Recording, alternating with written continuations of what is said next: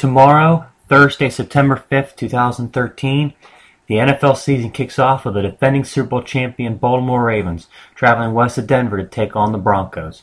This will mark the first time that the defending champion will open the season on the road since 2003, when the Tampa Bay Buccaneers traveled to Philadelphia to take on the Eagles. Since tonight is the eve of the regular season officially getting underway, I figured I should give out my predictions. I've been thinking long and hard about these and thinking who's player's gonna get what award, and what team's gonna win how many games and this and that. And it's finally time that I disclose what I believe will happen this autumn. So let's start off by handing out some individual hardware. I decided to pick for the 6 main individual awards: MVP, Offensive Player and Defensive Player of the Year, Offensive and Defensive Rookie of the Year, and Coach of the Year. I decided to pick 4 candidates that I thought had a chance of winning it. My top 4 league MVP candidates: Drew Brees, Peyton Manning, Adrian Peterson, and yes, Ben Roethlisberger.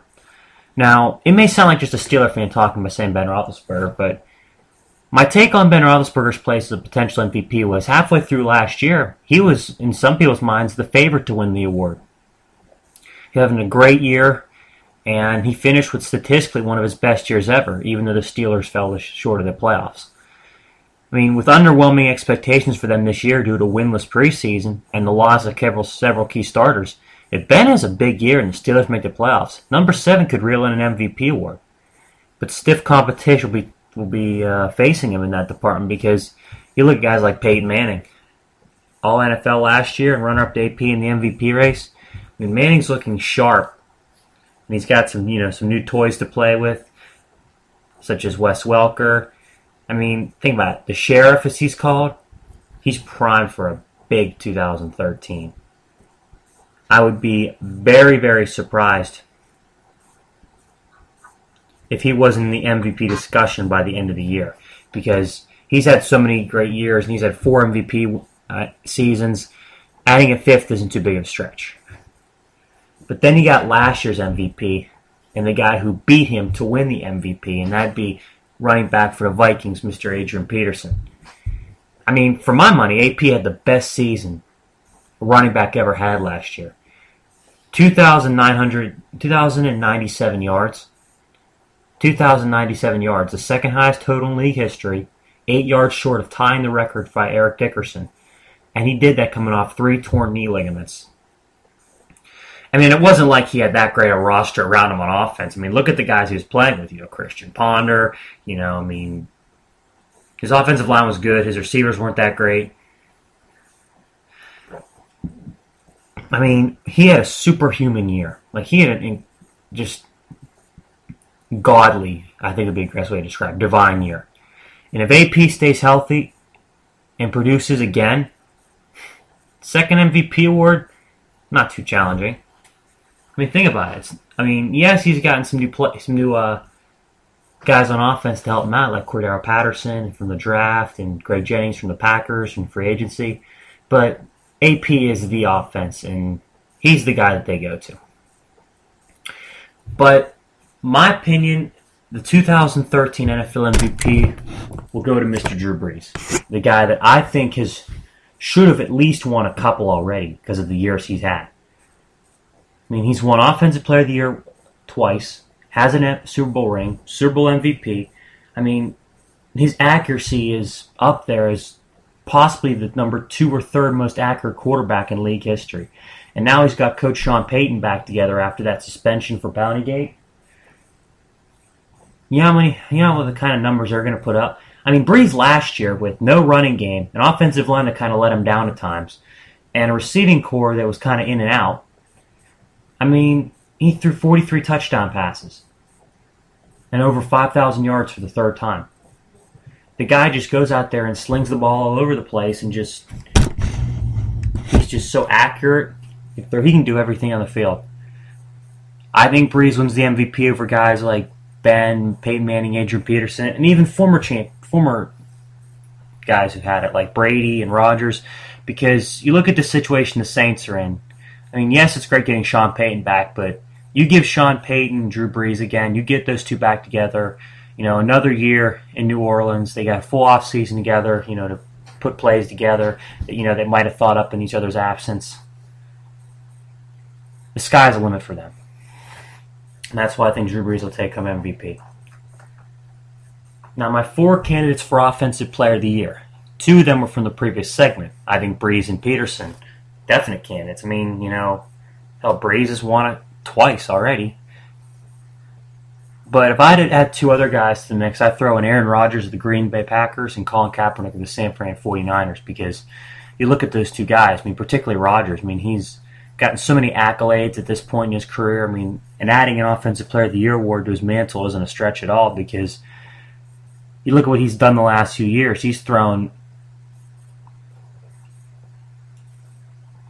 83 touchdowns, I believe, and less than 15 interceptions over the past 2 years. To put that in perspective, Drew Brees threw 14 interceptions in 2011 and then another 19 last year. So he's had fewer interceptions in the last 2 years than Brees has had in one of his. It's incredible. He's just got a rifle for an arm. He's really, really accurate. But I think the loss of Donald Driver to retirement and Greg Jennings to Minnesota, I think, will hurt him. He did lose his 2 starting offensive tackles, Derek Sherrod and Brian Bulaga, for the season. But he's had offensive line woes before, and he's still put up numbers. Look for him to be a candidate again. Then you have the dual threat Colin Kaepernick. I've never ever seen a quarterback with his body style and his throwing style. He throws the ball like a javelin. He's got a rifle for an arm, and he's big. You think a lot of mobile quarterbacks. You think guys like RG3 and Michael Vick. And older guys like Fran Tarkington, they were little guys. Colin Kaepernick's huge. He's enormous. He's a big, powerful man. And watching him play last postseason, he was a beast. He got them to Niners to their first Super Bowl since 1994, almost 20 years. He definitely has a chance to take home the award due to the fact that he's a dual-threat signal caller.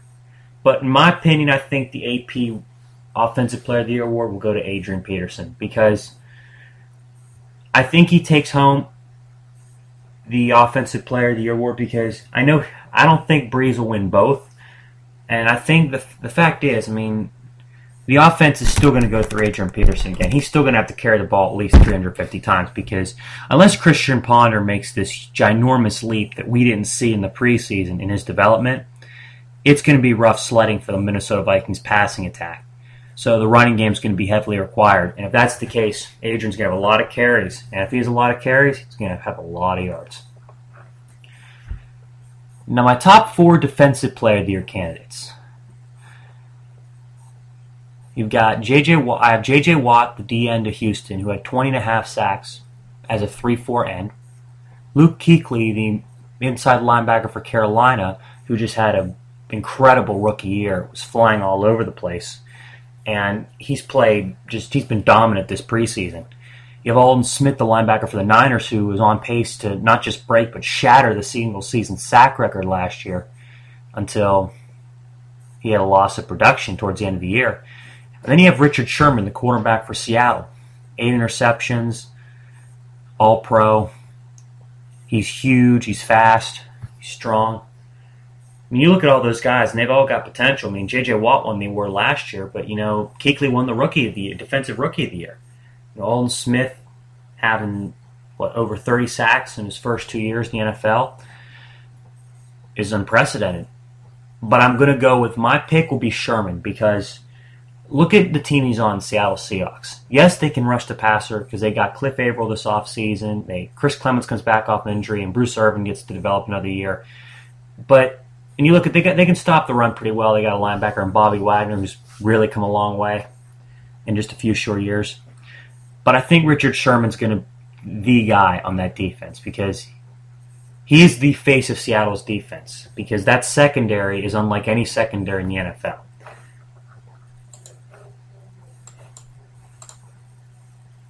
You just look at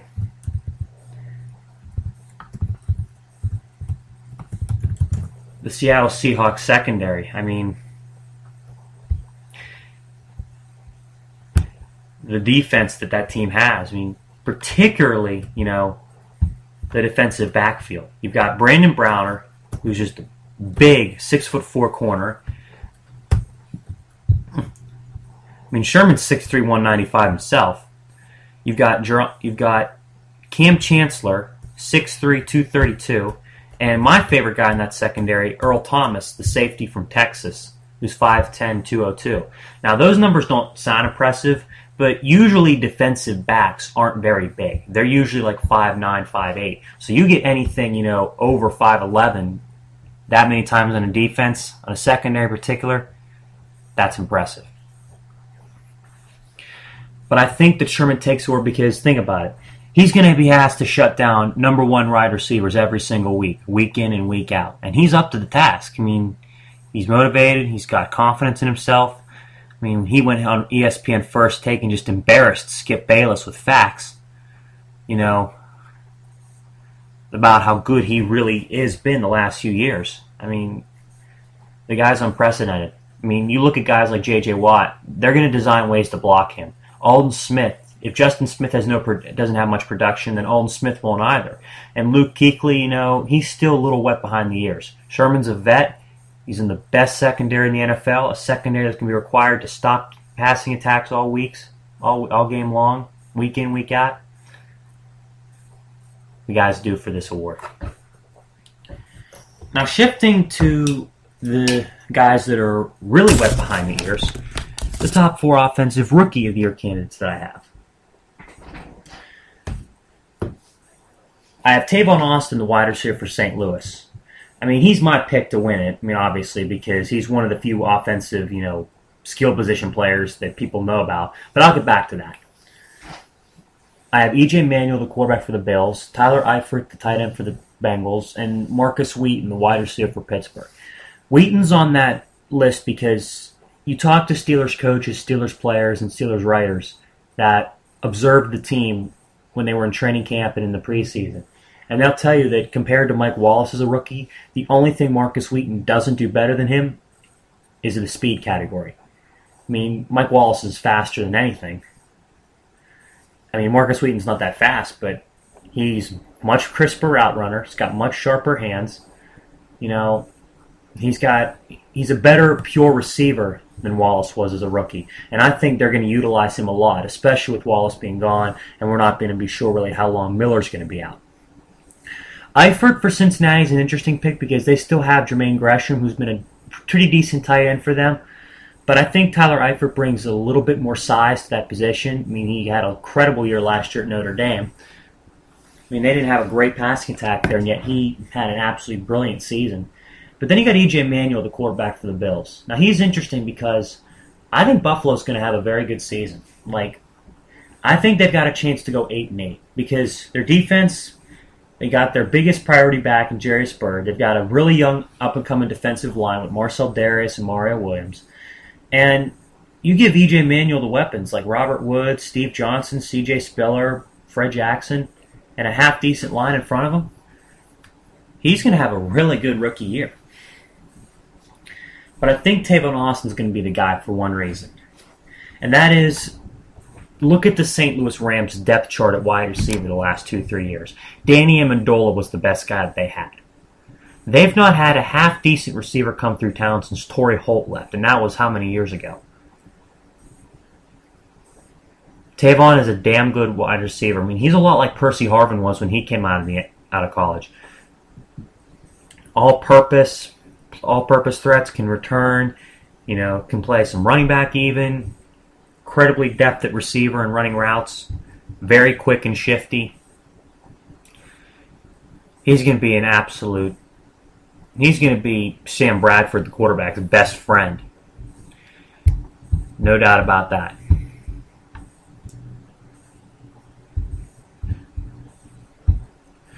Then we go from one side of the ball to the other side of the ball. Let's talk defense. Top 4 rookie of the year candidates as far as I'm concerned. Safety, Kenny Vaccaro of New Orleans. Linebacker, Jarvis Jones of Pittsburgh. Safety, Tyrann Mathieu of Arizona. Star Latulippe, defensive tackle, Carolina. Now, I put Jarvis Jones on that list because he's had a pretty good preseason. He's been able to wreak havoc for the passer. He's been able to make some plays, stopping the run. He's proven to be a very, very good pick, the young guy out of Georgia. I mean, he was an incredible pass rusher at Georgia last year, led the nation in sacks at one point. And he seems to be picking up right where James Harrison left off, raking all kind of havoc for the passer, stopping the run, bottling up teams. He seems to be the guy to step in the shoes of the other outside linebacker position opposite Lamar Woodley. You have Latuile, the D tackle for Carolina. He played very well in the preseason. The game against Baltimore, he had a couple of big plays. He's proven that he's become a real asset at that defensive line, and he's helped solidify that. I mean, if they can solidify their defensive line, their 4-3 scheme, they're going to be causing some problems for opposing offenses. I think that was a very, very smart pick by Carolina. I mean, I wish the Steelers could have gotten him personally. I mean, that would have been incredible to just plug him in the middle and watch him run. But I think he fits in a 4-3 perfectly like a glove, and that's going to cause a lot of problems for Matt Ryan and Josh Freeman and Drew Brees in the NFC South. You have Kenny Vaccaro of New Orleans Saints, speaking of the NFC South. The safety, who's just a beastly hitter. I mean, he was projected to go higher than he did. He fell in the middle of the first round, but it was a great pick by New Orleans. I mean, you look for another guy that can go alongside the best pass rushing defensive back in the NFL, Roman Harper. You get a guy like Vaccaro who hits like a ton of bricks. That's a pretty good 1-2 punch right there. I mean, he's going to hit anything that comes his way, and I think that was an absolutely brilliant move by the Saints to pick him up. But the guy that I'm really high on this year is Tyrann Mathieu. And it's kind of a pun because Matthew was kicked out of LSU for being high. But the thing about Tyrann Mathieu is that he's literally doing the same things at the NFL level that he did in college. Pick off passes. Return punts and kicks for touchdowns. Great field position. Cover receivers as a safety. He's just been brilliant. And you got other guys like former teammate Patrick Peterson have helped to keep him out of trouble. He's really proven his worth to the Cardinals. I thought going into that draft that he was clean, and I felt that him slipping all the way down, I think was a great thing for him. It'll motivate him, kind of like what happened with Randy Moss when he was drafted. Yeah, he didn't drop near as far, but still, everybody passed up on him because of his off-the-field issues. And Minnesota scarfed him up. The rest was history. I think the same thing could happen in Arizona because the guy has proven that he's a playmaker and he's got a knack for making big plays. You can't teach it. You either have it or you don't. And if that guy can stay out of trouble,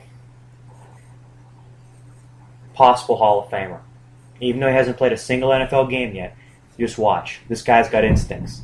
He was nicknamed the Honey Badger in college because he just took what he wanted. He would take the ball away from offensive players, take punts for touchdowns, pick the ball off. He did it all. Hope he succeeds.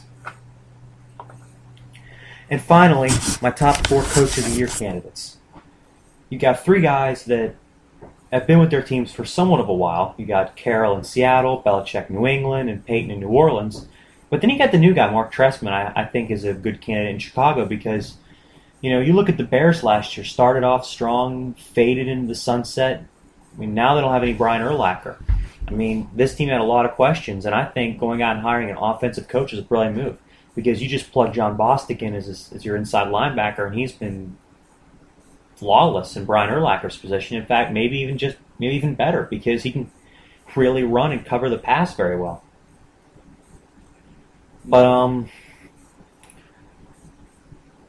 the other guys, the Patriots offseason has been such a mess with injuries and off-the-field issues, putting it mildly. I think they're going to they'll win their division. That's a little spoiler for my next segment. But if they have any kind of really good season, like reach the conference championship or even reach the Super Bowl, he'll probably win Coach of the Year because nobody thought the Patriots would do this with the kind of tumultuous offseason they had. You got Pete Carroll in Seattle also, who is, if he has one good year, he can completely erase any doubts people have had in him following his 2 previous stints in the NFL, in New England and with the Jets. I mean, the guy has put together, and I think the fact that he was a former college coach, that he knows by recruiting, I think that had a real advantage in why he's done so well with so many young guys. He hit on Russell Wilson.